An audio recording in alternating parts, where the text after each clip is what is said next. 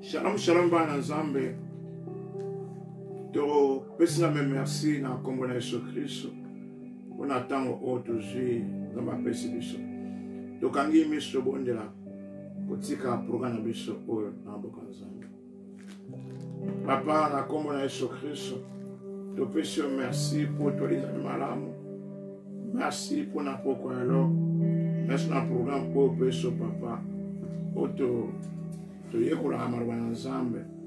To tsika na bokono papa, to bono la contrôle na ngo. Bande banti suka. Komba Yesu Kristo etombama na comme Yesu Kristo. Amen. Bienvenue sur na programme sur grâce de la vie, autre na ngo chaque jeudi na marwana Zambe. Oito te akamarwana Zambe. Gloire à Jésus. Parce que la biso to peso Nzambe merci. Mais tu peux se remercier pour mon aïe.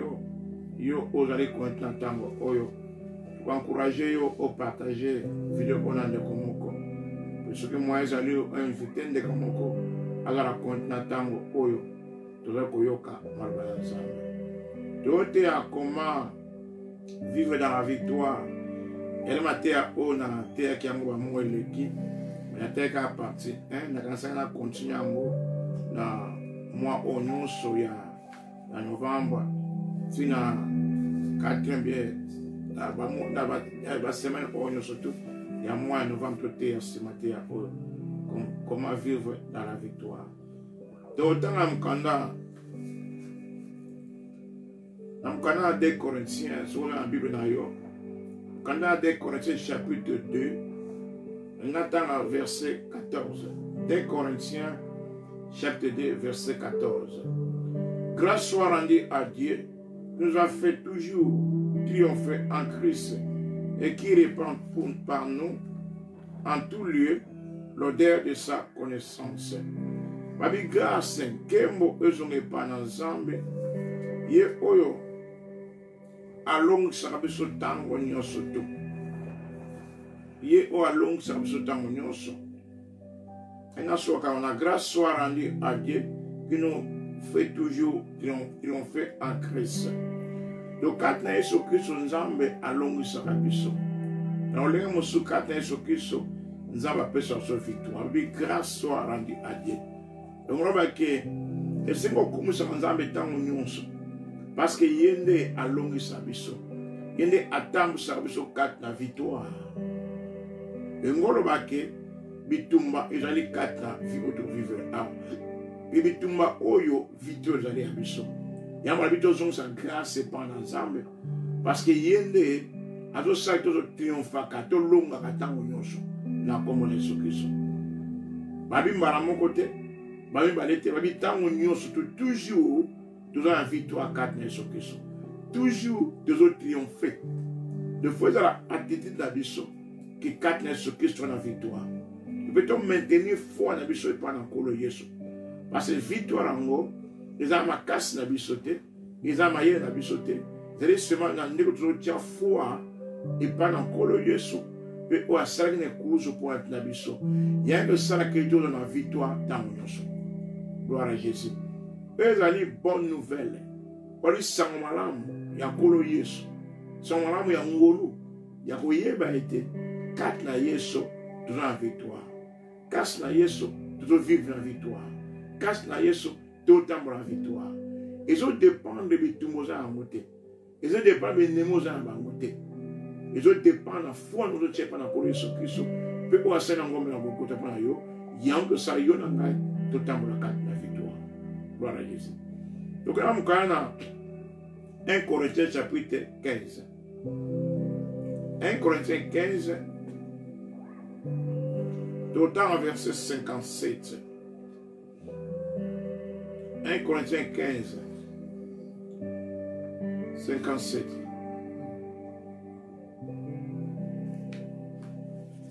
Voilà, Jésus. Mais grâce soit rendue à Dieu qui nous donne la victoire par notre Saint Jésus-Christ. Mais grâce soit rendue à Dieu qui nous donne la victoire par notre Seigneur Jésus-Christ. Ma vie grâce et paix, ça me pas dans Zambé. Oh, la puissance de victoire dans zera Seigneur na biso Yesu Christ. Babi tozong sa grâce pas ensemble. Te vous merci. Yenda perso victoire dans zera encore Yesu Christ. De toute soit victoire bien aimé dans zera encore Yesu Christ. De enmolo baké. Ko tchaka foi pas na yo mon côté. Comment on a kaza mon nene. Comment on a ça boy. Faut tchaka foi pas na kolo Yesu Christ. Parce que toujours soit victoire dans zera na yé. Tant que tu as victoire, tu as foi pas na yé. Toujours dit ma que y a l'homme qui s'attend au babota. Net autant la victoire. Alléluia. Mon tanga chapitre oyo. Et on la même résurrection et puis enlèvement. Babi ndengi tango to za enlever ba to ba kufa Yesu ba se kwa liboso. Ba ko changer ba jui corps moko incorruptible. Oya corruptible ko tikala, corruptible ko latama, pe oya mortalité o kende immortalité o latama. Bara bina tango wana de victoire et comme la kufa. Alléluia. Yo tambula ko esprit ko banga kufa. Yeba ikata Yesu Kristo oza victoire le kora kufa. Kufa ko lomona mukiri o te sur mi konya ko kisamite. Eza maladie moko te ko lomona mukiri oyo. Soki na nza ba pesi nza mi konya ko kisamite. Mais 5 fois on nima yango. Et 5 fois chia fois n'est pas encore le ton nima yango. Que la victoire le kora kufa. La victoire ko maladie nyo surtout. Gloire à Jésus. Yabarbi awa. Grâce soit rendue à Dieu qu'il donne la victoire par notre Seigneur Jésus-Christ. De victoire de Zongo dans Zela et à Kolo Yesu. Le bana combo na Yesu Christ. Nous avons déclaré dans Zela et Kolo Yesu, nous avons la victoire. Le bana na combo na Yesu, nous avons déclaré 4 na Yesu, dans Zela na Ye, nous avons la victoire. Nazera na ye, nazo tambola la victoire. Nazera na ye, nazo vivre la victoire. Gloire à Jésus. De faut pas s'en même merci. Dans le tombola beaucoup de juste pour une minute moko. Bien me merci pour la victoire la vie na yo. De pas s'en na personne merci. Pour nazera na Yesu, nazera la victoire. Nazo tambola quatre yango. Et ça programme à prier mais bien me merci pour ça. Pour nous grâce soit rendue à Dieu. Donc tu peux s'en même merci. Pour Nazera Yesu, de tout la victoire. Nazera Yesu, de toute victoire. Personne ne merci, personne merci. Papa, tu personne merci. Nous avons grâce et panaï. Nous avons gloire et panaï. Pour Nazera Yesu, il y a victoire. Nazera Yesu, nous avons la victoire. Gloire à Jésus. C'est pour que ça ta présent qui nous donne la victoire. Donc, ça présent. Tant qu'on sont victoire et ça a passé, et ça présent. Nous avons tant sur la victoire, ça temps présent. Victoire, on a la victoire. L'homme a la victoire. Donc, tant qu'on sont, yoko tambola, on peut vivre la victoire. Mais maintenir foi na yo, et pas dans kolo yesu. Mais au sein d'un gomba kota point ça yo. Pour nous continuer qu'on tambola 4 la victoire. Gloire à Jésus. Mais nzamba malamu mingi ali nzamba ya bolingo sorti nga na maintenir foi ndenge. Romains chapitre 10 verset 17. La foi vient de ce qu'on entend vient de la parole de Dieu. Funa yoka maloba na nzambe yango eko tolu sa foi na ngai.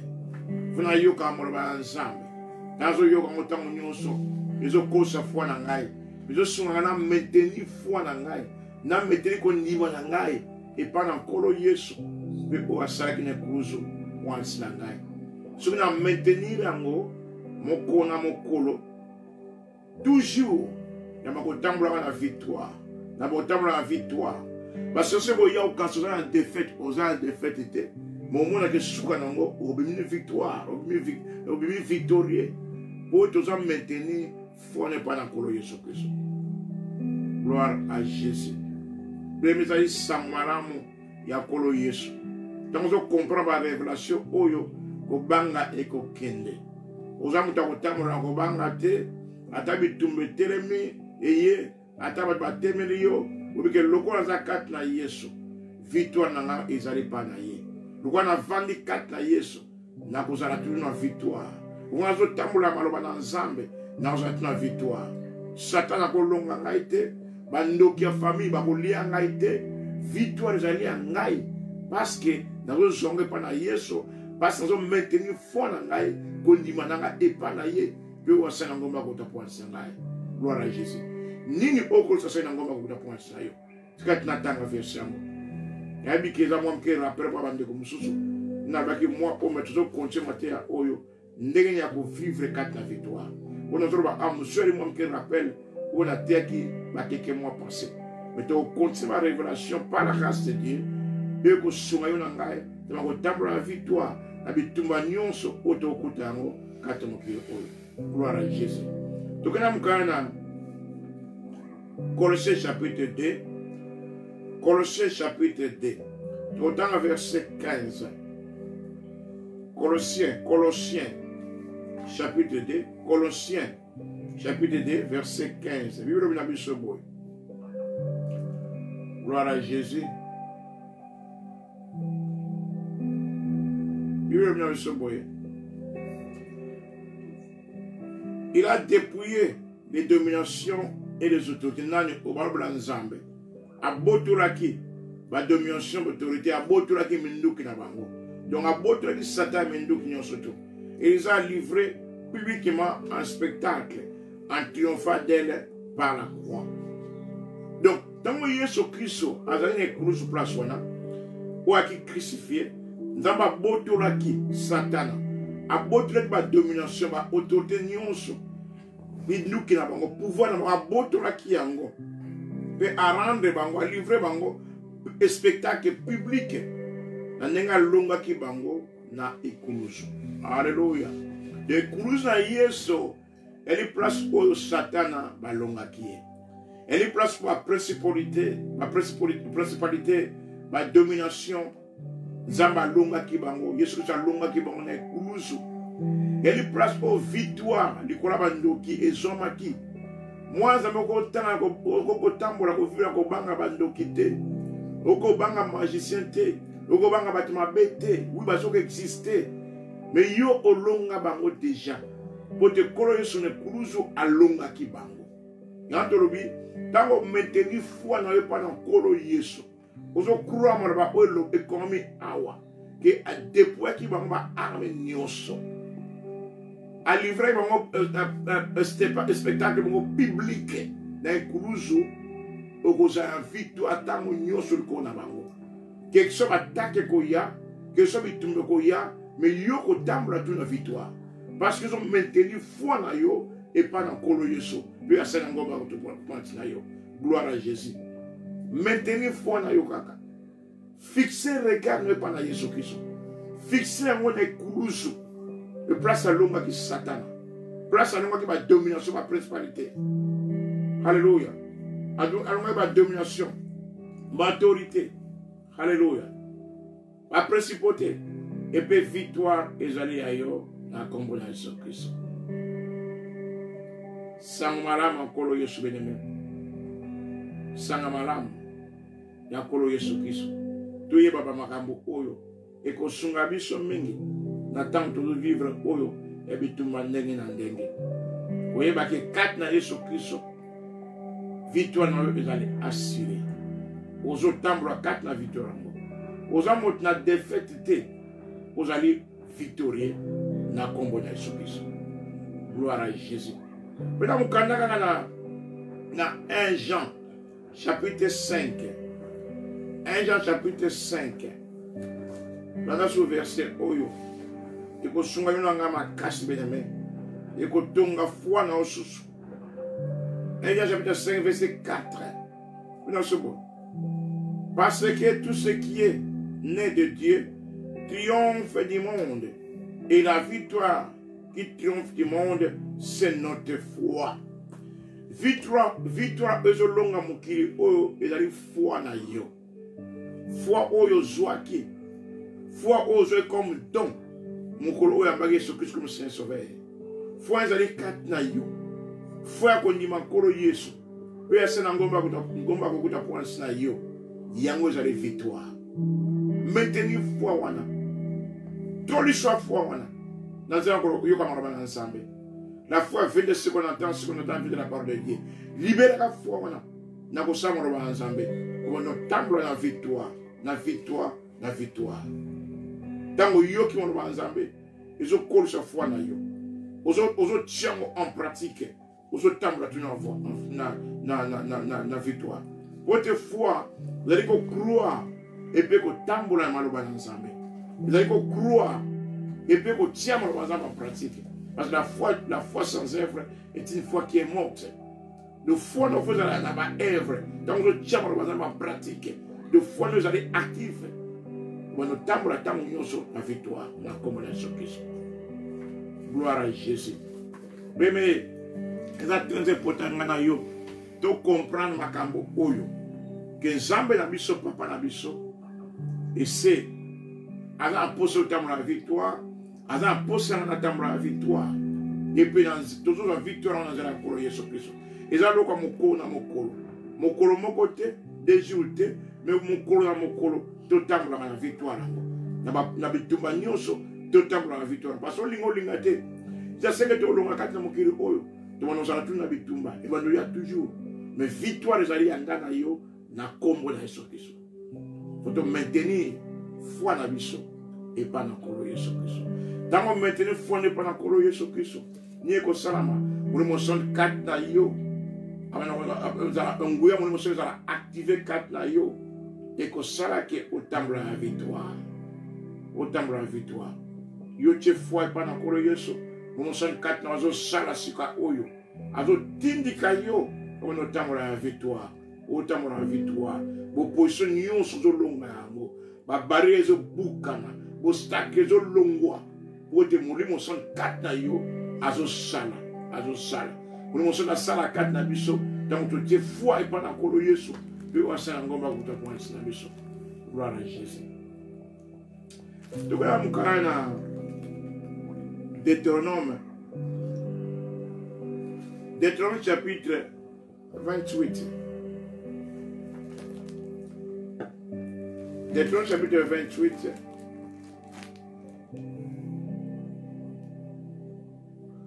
Dans le verset 1. Puis nous ressortons dans le verset 7. Deutéronome chapitre 28. Deutéronome chapitre 28. Dans le verset 1, puis dans le verset 7. Si tu obéis à la voix de l'Éternel ton Dieu, en observant et en mettant en pratique tous ces commandements que je t'ai prescrits aujourd'hui, l'Éternel ton Dieu te donnera la sécurité sur toutes les nations de la terre. Instruction dans la paix en Israël. Abi, ce que vous aussi vous ensemble. Nakotala, puis nakotia en pratique les commandements et commandements lelo oyo. Donc, en même sur le bango, ce que vous qui m'a le tient en pratique, ils ont la foi. Ils ont la foi. Alléluia. Dans ce yoka manzambe, vous tient en pratique. Vous tient la foi. Alléluia. Donc, attends, c'est de temps la foi. Awa, bakina molimo santo te. Baso mona kama lo bango lelo, baso mona molimo santo bango bacha ba obéir ango. Mais yo nanga tu za molimo santo katu mona biso. Yo ba titango yo ko lo banzambe. Molimo santo ko sunga yo o tiango en pratique. Tu peux nous pousser au tiango en pratique, molimo santo ko sunga yo. A o sunga ko za molimo santo kat na yo. Nous sommes le temple du Saint-Esprit. Azara pena ko sunga yo na ngai de tiaka en pratique. Foi et sa compléteté, juste ce que tu tiens en pratique. De vous n'a tia en pratique. Tant on a yoki ango, n'a tia en pratique. Tant on a yoki ango, n'a tia en pratique. N'ena bani ko kola kat na foi. N'ena ko kola kat na kondima. Mais si on a yoki kaka, n'a tia en pratique te. Donc n'a pas libéré foi te. Bien surtout dans la borne quand on a yokate. Mais plutôt qu'on pratique par le ensemble. De yanka nous avons obéir en pratique. Mais différence était awa bakoka kité. Pour toi ça mon limo 104 na bango. Mais biso par la grâce de gloire à Jésus, voilà to yamba Yesu Kristo, nous mo sans aller 4 na biso, oya ko sunga biso, to tia comme le en pratique. Il y a une différence. Dato na posa yango mosi ko sunga biso pour le tiens en pratique. Yango yozo landanga peut-être yamba soki sote oza poso tambula na victoire. Na ko pesa opportunité pourquoi oyo. O pesa mo pa na soki so. Oyamba ye mo mosi na sunga ka yo o tia kamaro banzabe en pratique. Tango yo ki yango ke église o yo ki yango o bondi nzambe mo mosi ko sunga yo o tia en pratique. Gloire à Jésus. Tant que je peux dire aux hommes 100%, mais tant que vendre quand on fait pas un problème sur Christ, après nous sommes sur tant que mais tant que faiblesse, après nous sommes sur la grâce en Zambé pour te tirer en pratique, pour te tamboulaka, n'a pas pratiquer en le Zambé. Mais ce que tu as dit en verset 7, l'Éternel te donnera la victoire sur tes ennemis qui s'élèveront contre toi. Donc, tant que tu vas obéir, le roi, n'attends pas foi et pas la couronne, ce que tu as pratiquement dans Zambé, par la victoire. Donc, tant que la victoire, le collègue est ennemi, la mission. Avant de s'éclairer, autant que la victoire. Victoire, on peut s'appeler ça, yo. Et ça, yo. Mais il faut maintenir foi et pas naïe. Il faut aussi avoir le pratique. La foi, ils ont complété, sur le thème de la pratique. La foi sans œuvre est une foi qui est morte. Jacques Robinson son démoine. Je comprends. De temps en temps, tu as une pratique, ce qu'on a une victoire de croix ennemi dans l'aïe. Ne pas qu'il y a un belé boss dans l'aïe. Mais sur l'Éternel te donnera la victoire si tes ennemis qui s'élèveront contre toi. Ataba télémi est belé.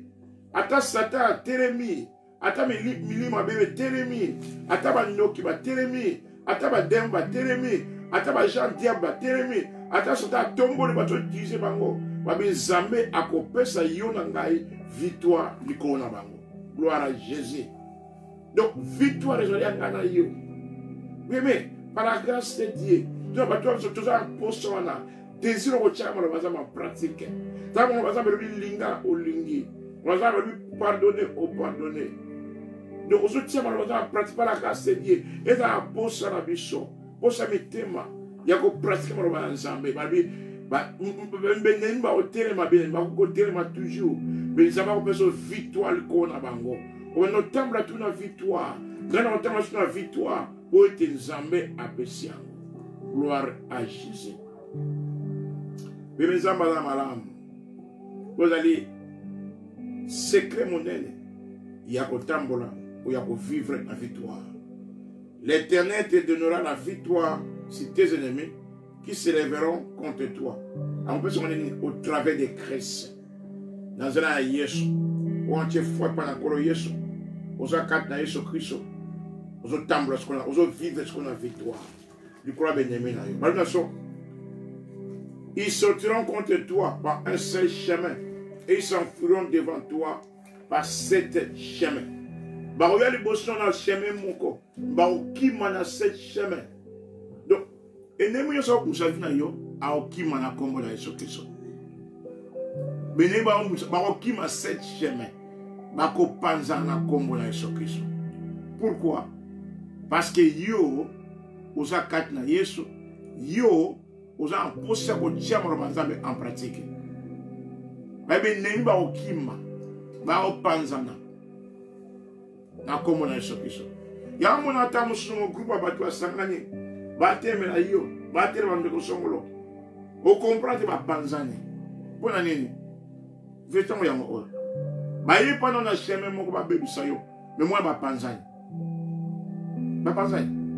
Ya ma pesa promesse biblique. Confusion continue na ba banzane. Zamba sa na jwa fate. Na peuple président. Tabe nemba sanke bele ba bushi bango. Mais confusion continue na bundi ba kufa ba banzane bango. Zamba moto oyo akukisa mwana na ye. Bime to tia foi et pas encore Yesu Kristo. Ngana ete nyozo lex na vina yo. Bituma nyozo lex yango. Nanyo abenemini ba telen boss na yo. Ba bundisa yo. Nani azot bundisa yo. Mais victoire les alliés yo. Zamba zo peso victoire ko na bango na Kongo na Yesu Kristo. Wanza na se mungu na lelo oyo. Yali parazate. Yali nzamba bongu sakita oyo. Po oyo kamate ya oyo.